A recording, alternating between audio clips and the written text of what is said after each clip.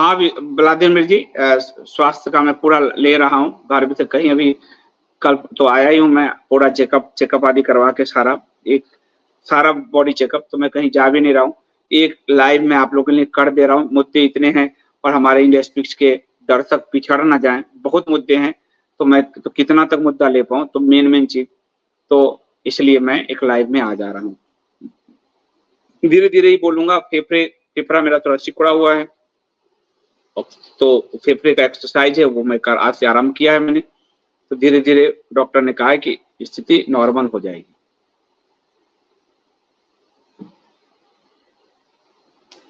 अद्वैत जी धन्यवाद, thank you so much. अद्वैत जी ने लगातार मुझे फोन किया कि आपकी तबीयत कैसी है, तो आपका बहुत धन्यवाद। आप सब जिन लोगों ने भी चिंता जाहिर की, फोन किया, मैसेज किया, आप सब जगह जहाँ जो, और इसीलिए मैंने मुझे पोस्ट लिखना पड़ा, क्योंकि काफी लोग कह रहे थे आप आ नहीं रहे हैं, तबीयत क्या है। तो आप सबका मैं दिल से बहुत धन्यवाद करता हूँ, आपके स्नेह, आपके प्रेम के लिए, और परमात्मा का आशीर्वाद है। मुझे तो साफ मृत्यु देखकर मैं आया हूँ, तो परमात्मा के आशीर्वाद से बचाऊं और आप लोगों के स्नेह से बचाऊं। आप सबका बहुत धन्यवाद। RSS exposing themselves as a नास्तिक now or always was like that। Advaita ji, RSS शुरू से एक नास्तिक संगठन थी, हम नहीं समझ पाए आज का हिंदू यानी हम लोग, और करपात्री जी महाराज ने और वो जो पुस्तक RSS को लिखकर एक्सपोज किया है, वो उस समय लिखा था 60-70 के दशक में। तो RSS शुरू से नास्तिक संगठन है, उसके कुछ प्रमाण हैं।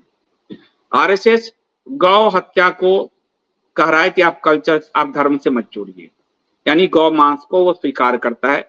मोहन भागवत का बयान है कि समरसता के लिए गौ मांस, और राम माधव का बयान है कि गौ मांस को संस्कृति से मत जोड़िए।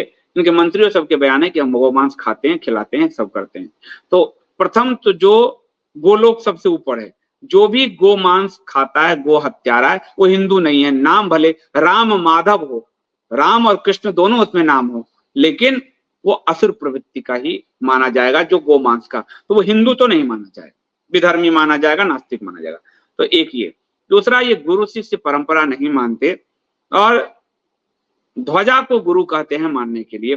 ध्वजा निष्प्राण है, ध्वजा गौरव होता है एक राष्ट्र का या किसी संगठन का, पर उसमें प्राण नहीं होता, वो सिखा नहीं सकता। इसलिए हमारे यहाँ भगवान शंकर के ध्वजा अलग हैं, ऋषभ ध्वज उनको कहा गया। उनके ध्वजा पर जो है नंदी जी बने हुए हैं। भगवान श्री विष्णु के गरुड़ ध्वज, तो उन पर गरुड़ बने हुए हैं। हाँ, अर्जुन के कपि ध्वज, उन पर हनुमान जी बने हुए हैं।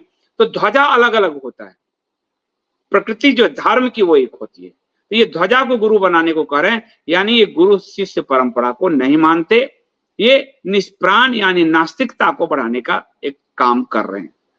तीसरा है, ये किसी शास्त्र को नहीं मानते। हर संगठन का अपना एक शास्त्र होता है जिसके आधार पर वो चलता है। जैसे हमने KGF बनाया है, तो KGF का आप लोगो भी देखेंगे, भगवान कृष्ण है। शास्त्र पहला श्लोक ही गीता को आधार बनाया है। ऐसे एकम सनातन भारत में धर्म को आधार बनाया।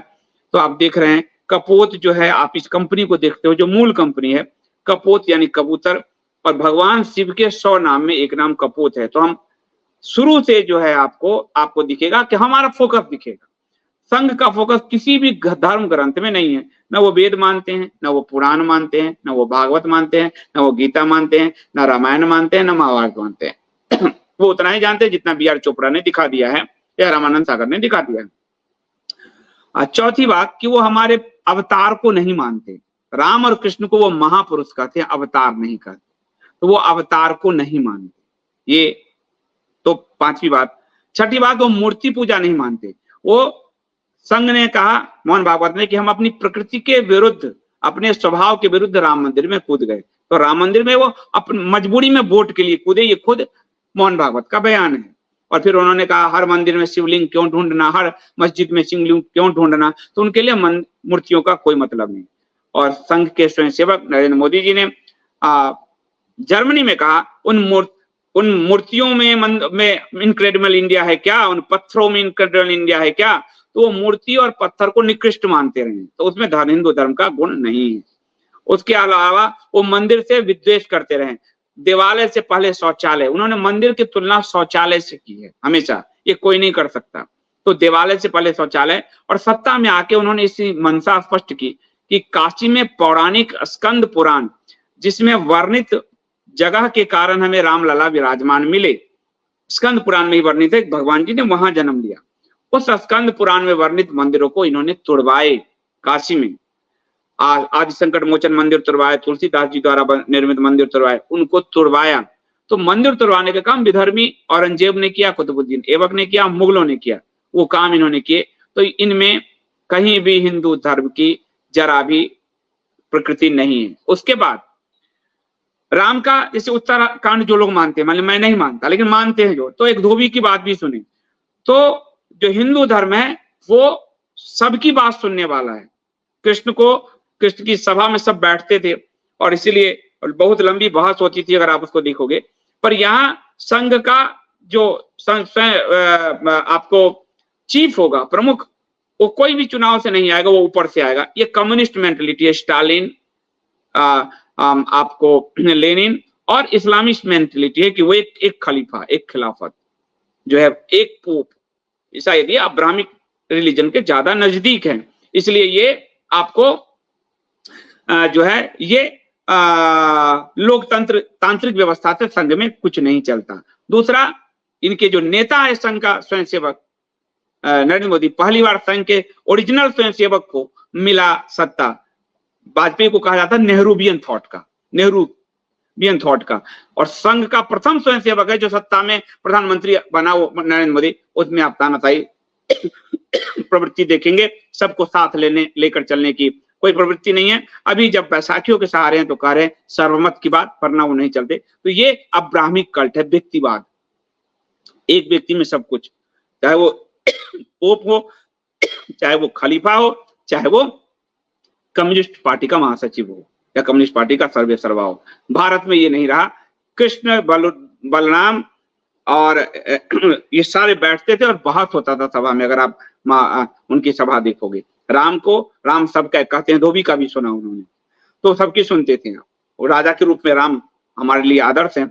और भगवान शिव के दरबार में देखो, मोर भी है और सांप भी है, और चूहा भी है, सर्व। लेकिन संघ में और भाजपा में आपको सनातन का कोई गुण नहीं मिलेगा आपको। तो ये एक नास्तिक विधर्मी संगठन है जिसने हिंदू का रूप धारण किया, जैसे कालनेमी ने धारण किया था, जैसे रावण ने धारण किया था, और जैसे त्वष्टा को लेके इंद्र ने कहा कि ये धर्म की आड़ में कपट कर रहे हैं और देवताओं को जो यज्ञ जो दे रहे हैं, असुरों को भी यज्ञ देकर मजबूत कर रहे हैं। जैसे अभी 300 योजनाएं चलाकर असुरों को मजबूत कर रहे हैं, तो धर्म के विरुद्ध है ये।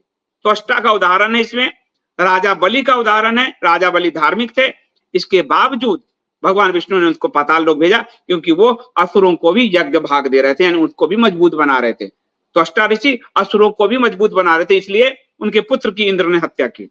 तो असुर प्रवृत्ति को बढ़ाने वाले ये pro Islamist, pro Christian, pro communist संगठन है।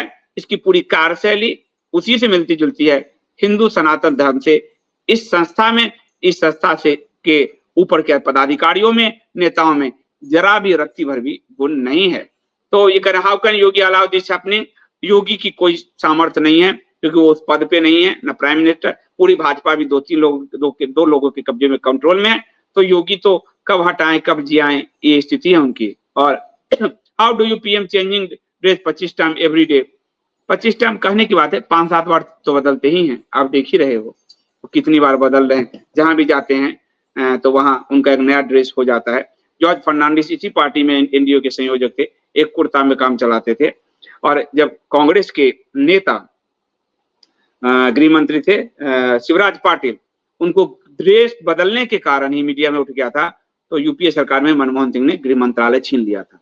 लेकिन ये तो खुद ही परिधान मंत्री बने हुए हैं, तो लगातार ड्रेस बदलने की स्थिति तो आप देखिए रहे हो। धन्यवाद।